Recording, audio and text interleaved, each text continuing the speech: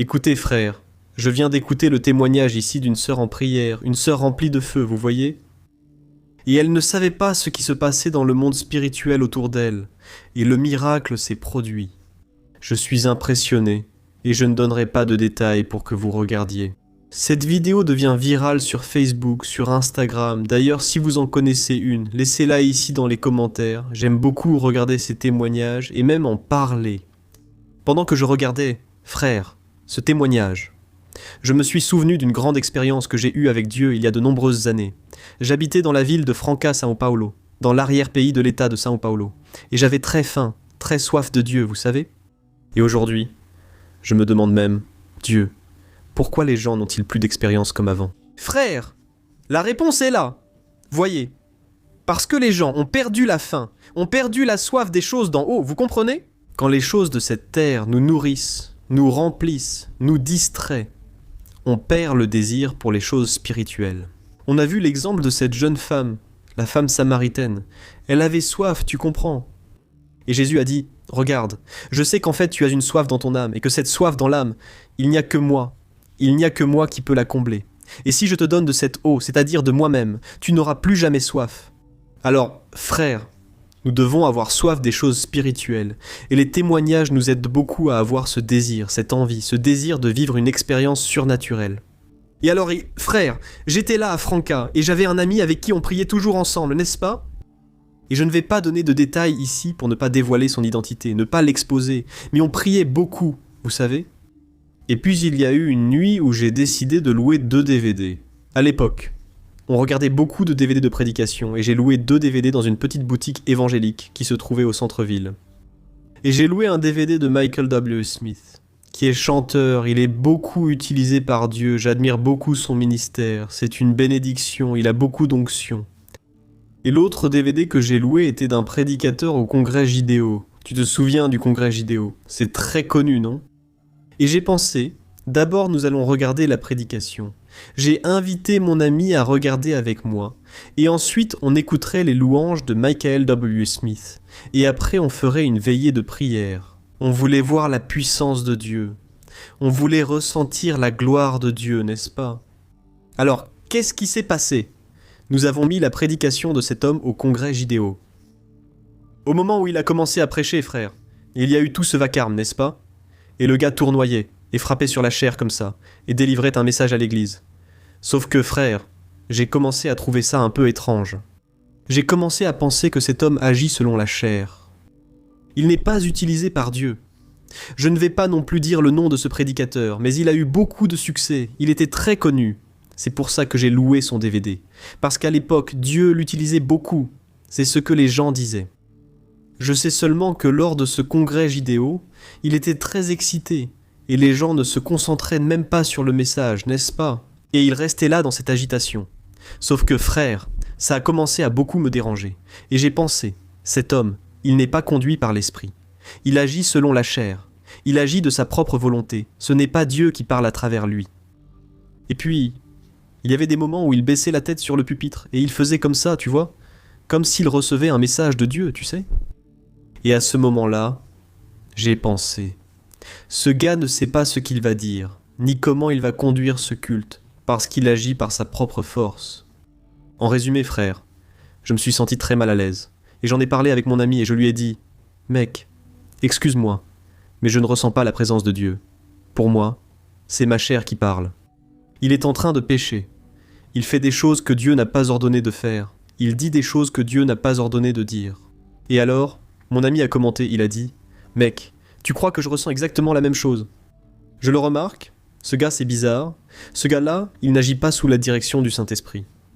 Alors, nous avons décidé d'enlever ce DVD, et nous avons mis le DVD de Michael W. Smith. Frère, contrairement à ce culte-là, plein d'agitation, n'est-ce pas ? On tourne d'un côté, on tourne de l'autre. Dans le DVD de Michael W. Smith, il prenait le clavier, et restait là les yeux fermés. Parfois, il ne disait rien. Il ne chantait même pas vraiment. C'était le public qui chantait. Frère, j'ai commencé à écouter cela. Cette simplicité, cette pureté. Les larmes ont commencé à couler. Ce pote à moi a aussi été très touché par le Saint-Esprit. Et on a commencé à comprendre qu'on n'a pas besoin de donner un coup de main à Dieu, tu sais. Dieu n'a pas besoin de ça. Frères, nous sommes restés là, très touchés, remplis par la présence de Dieu. Naturellement, nous avons commencé à prier, sans qu'il soit nécessaire de dire « c'est le moment de prier ». Nous avons commencé à prier dans la chambre, et la présence de Dieu l'a remplie. Et, finalement, on ne tenait plus en place. Frère, tu as déjà eu cette expérience où tu pries et tu n'arrives pas à rester immobile, n'est-ce pas? Et là je lui ai dit, mec, allons faire un tour en voiture. Tu conduis, et moi je prie. Tu pries, et on prie pour la ville. On tend les mains vers les immeubles, vers les commerces, on prie pour les maisons, et on y est allé. Frère, la gloire de Dieu était si forte dans cette voiture. C'était l'une des rares expériences où je ne tenais même plus dans ce pick-up, dans cette voiture. Et on a commencé à prier pour les endroits. On priait, et puis on priait. C'était pour les personnes qui passaient, et le feu augmentait. J'ai eu le sentiment qu'il allait se passer quelque chose aujourd'hui, tu vois? Et je priais en langue. Et la Bible dit que quand tu pries en langue, tu parles à Dieu, ton intelligence reste stérile, mais tu parles directement à Dieu, n'est-ce pas? Et dans mes pensées, je me disais juste, il va se passer quelque chose aujourd'hui. Je ne sais pas ce que c'est, mais je ne comprenais pas ce que c'était, parce que je n'interprétais pas non plus les langues. Et là, frère, tout à coup, ce gars qui était avec moi, n'est-ce pas? Il a arrêté la camionnette et il est allé parler à une jeune femme qui était au coin de la rue, tu sais. C'était la nuit, et il a commencé à évangéliser cette jeune femme et à lui parler de Dieu. Et moi je suis resté là, à les regarder tous les deux dans le rétroviseur, mais frère, je n'arrivais pas à arrêter de prier. Je ne sais pas expliquer, mais le feu grandissait, et j'ai pensé, il faut que je descende de ce pick-up. Il faut que je descende, parce que je veux m'agenouiller. Voici ce que j'ai pensé. Mais en même temps, je me suis demandé, des gens passent encore dans la rue, que vont-ils en penser? Et puis, je ne peux pas perdre ma concentration. Dieu est en train de faire quelque chose de grand ici aujourd'hui. Et puis tout à coup, ce jeune homme a commencé à enlacer cette jeune femme, et là, j'ai remarqué qu'il pleurait. C'était un moment, mes frères, où on ne se contrôlait plus vraiment. En résumé, qu'est-ce qui s'est passé? Je n'ai pas eu le courage de descendre du pick-up. Je n'ai pas eu le courage, parce que j'ai pensé que j'allais déconcentrer tout le monde, et que ça allait déranger. Les gens n'allaient rien comprendre. Alors je suis resté à l'intérieur. Mais mon cœur, mes frères battaient fort. J'avais envie de m'agenouiller. Hic. J'ai voulu m'agenouiller dans le pick-up, mais il n'y avait pas assez de place. Et puis tout à coup, il est revenu. Il est monté dans le pick-up. Il m'a juste regardé comme ça, les larmes avaient déjà coulé, il était sous le choc, les yeux écarquillés. Et nous sommes partis. Frère, il m'a déposé chez moi, et c'était au début de la semaine. Quand est arrivé le vendredi, chaque vendredi, il y avait une veillée de prière dans cette assemblée de Dieu. C'est là que mon ami allait. Et donc, je suis allé à cette veillée de prière, le vendredi. Et jusqu'à ce moment-là, je n'avais pas compris ce qui s'était passé cette nuit-là. Quand est arrivé le vendredi, cet ami à moi, il a demandé l'occasion de donner son témoignage, et j'ai pensé, il va raconter ce qui nous est arrivé là-bas, non? Le lundi. Et alors, qu'est-ce qui s'est passé? Il a commencé à raconter son témoignage, et il a dit, « Frère, écoutez, moi et Juninho, il m'appelle Juninho, moi et Juninho, nous avons eu une expérience surnaturelle au début de cette semaine, et je suis encore émerveillé par ce qui s'est passé. Je ne connais pas encore toute la profondeur de tout cela, mais une chose est sûre, frère, on était. » Puis il a raconté toute cette histoire, vous savez. Et il a raconté qu'on est allé regarder le DVD. Puis on a commencé à prier dans les rues, pour les maisons. Et là, il a vu une jeune femme, n'est-ce pas? Et cette jeune femme était une prostituée. Et il a dit, « Écoutez, le Saint-Esprit a embrasé mon cœur d'amour pour cette jeune femme. » Parce qu'il a raconté qu'il s'était déjà éloigné pendant un certain temps. Alors il s'est mis à sa place. L'amour de Dieu a été si fort qu'il est descendu et a commencé à évangéliser cette jeune femme. Il a commencé à lui prêcher. Et la jeune femme a accepté Jésus, frère. La jeune femme a accepté Jésus. Puis il a dit, « Écoutez bien, frère, regardez ce qu'il a dit, ça me donne des frissons. » Il a dit que, tout à coup, moi et la jeune femme, nous avons regardé et nous avons vu Juninho descendre du pick-up. Regardez ça, frère. Il est descendu du pick-up, il s'est agenouillé, mais au moment où il s'est agenouillé, une lumière est apparue. On ne sait toujours pas ce qui s'est passé, et cette lumière est descendue sur lui, frère. À ce moment-là, je me suis dit, les gars, attendez, il y a quelque chose qui ne va pas ici, parce que je ne suis pas descendu du pick-up, et j'en suis sûr, frère, Je vous donne ma parole ici, je ne suis pas descendu du pick-up ce jour-là. Mais lui, avec la jeune femme, ils ont vu. Il a dit qu'il a vu. Et il a vu une lumière pendant que j'étais là, en train de descendre, pendant que j'étais là, agenouillé à côté du pick-up. Alors, à ce moment-là, j'ai dit « Oh, arrêtez, arrêtez, laissez-moi raconter ma version. » Et j'ai raconté ma version, frère. Et là, nous avons tellement glorifié Dieu. Nous avons élevé un cri vers Dieu, nous avons commencé à prier, le feu est descendu sur l'église alors que peu de personnes étaient présentes à la veillée. Mes frères, regardez, cette expérience m'a vraiment marqué, parce que je ne sais pas expliquer ce qui s'est passé. Ne me demandez pas, s'il vous plaît.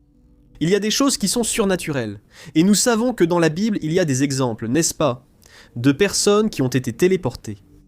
Dans le cas de l'évangéliste Philippe, il prêchait dans une région et le Saint-Esprit l'a emmené dans le désert. Personne ne sait expliquer comment cela fonctionne. Mes frères, je ne sais qu'une chose. J'avais tellement envie de m'agenouiller que je crois que mon esprit y est allé. Je ne sais pas expliquer, ne me demandez pas, mais c'était une expérience surnaturelle, vous savez. Alors, je te raconte ça pour que tu comprennes que Dieu peut te donner des expériences. Fais confiance au Seigneur, regarde, mets ta foi en pratique, ose croire en ce que plus personne ne croit, tu vois, pour tout dans ta vie, tu sais.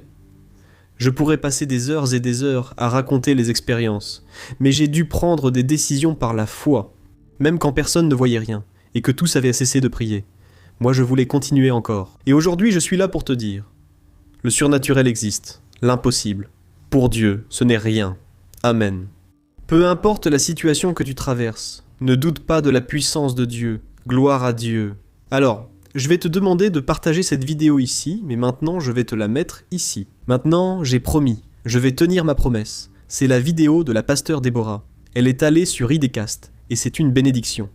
Frère, je suis impressionné ici par cette partie du témoignage qu'elle a raconté, et qui est devenue virale.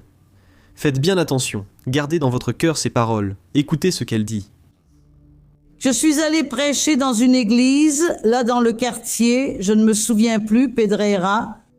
Pedreira là-bas, après Interlagos là-bas. Alvarenga, de là, c'est ça. Et une amie à moi, elle s'est mise en tête d'acheter un terrain là-bas. Il y a une église de Madureira, oui, et un escalier, et elle a dit comme ça, je veux acheter ce terrain ici. Je lui ai dit, ma fille, tu es folle, ne fais pas ça. Mais elle a insisté, je vais l'acheter. J'ai accepté, elle y est allée, a acheté, on l'a aidée à tout faire. J'avais peur d'y aller à cause de la cité d'à côté, mais j'y allais quand même pour ne pas la laisser seule. C'est fini ma fille, Dieu utilise son serviteur, Dieu utilise les instruments, j'ai une œuvre à faire avec toi. Alors j'ai commencé à aller plus souvent chez elle. Et là, je voyais beaucoup de monde, beaucoup de jeunes, oui, dans ce milieu de la drogue et du trafic, tout ça. Je lui ai demandé si je pouvais organiser des cultes chez elle. Elle a accepté, au moins 2 fois par mois. Donc je le faisais. Et c'est là que j'ai rencontré une douzaine de jeunes hommes. Dans un point de prédication. Dans un lieu de prédication. On ne pouvait pas rester dans la maison parce qu'il y avait trop de monde. Alors on se mettait dans un couloir comme ça. C'était une baraque en bois, tout ça. Et là, j'ai commencé à prêcher et le Seigneur a commencé à me dire qu'à travers ce travail, il allait amener les siens qui étaient là, impliqués là-bas. Mon Dieu, au milieu du crime. Au milieu du crime. Alors j'y suis allée, il s'est attaché et il apparaissait toujours. Mais quand il apparaissait, il venait avec eux et quelques autres. Là, j'ai compris.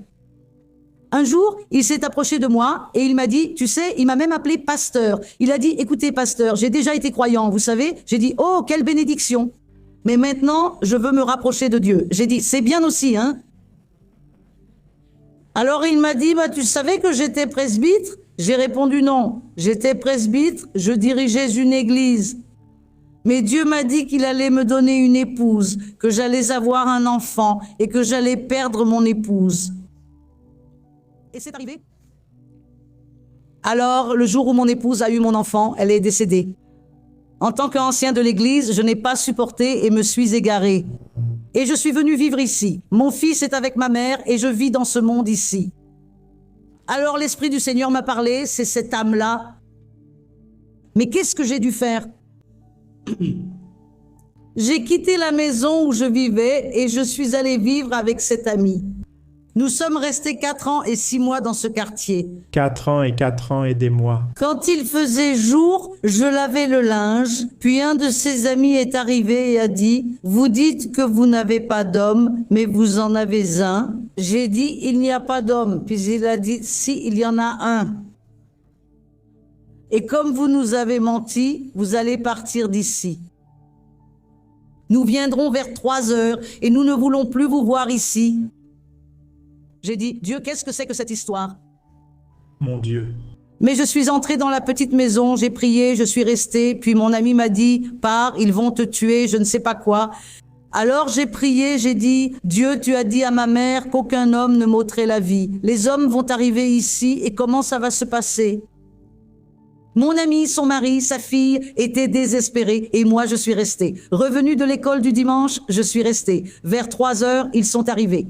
12 hommes, 12. Ils ont encerclé l'endroit, sont restés debout et ont demandé « Où est la sœur qui prétend ne pas avoir d'homme alors qu'elle en a un ?» J'ai demandé « Qui est cet homme ?» On se marie aujourd'hui, non? C'est quoi ce truc? Celui-là? Oh, elle en a un, oui. Quand vous entrez ici dans le quartier, je le vois. Il pose sa main sur vos épaules. Vous voyez? Dieu. Quand vous entrez, il reste dehors.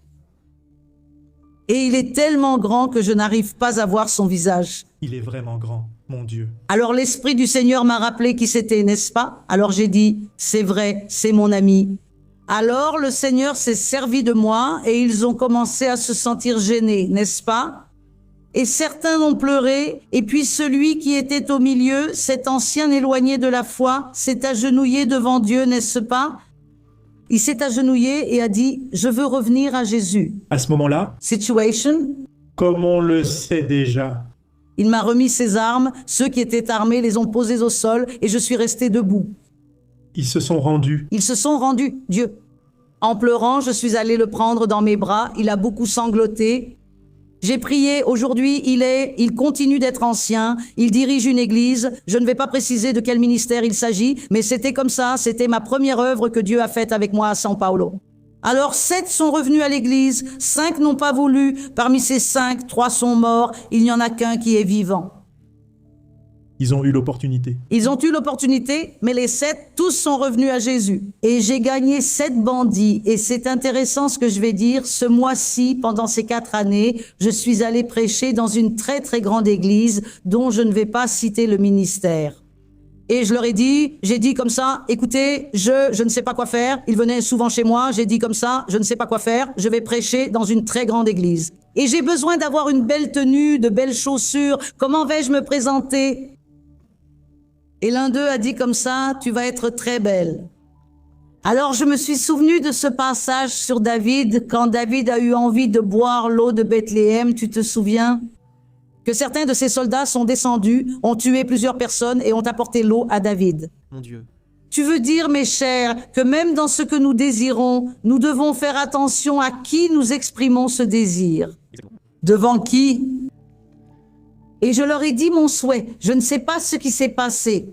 Je sais juste qu'à 2 heures du matin, ils sont arrivés avec une jupe, un chemisier en soie, des chaussures taille 38. Quelqu'un est rentré chez lui sans vêtements et sans chaussures. Mais il a réalisé son rêve. Il a réalisé son rêve. Je suis allé. Et j'ai prêché avec cet habit pendant plus de 10 ans.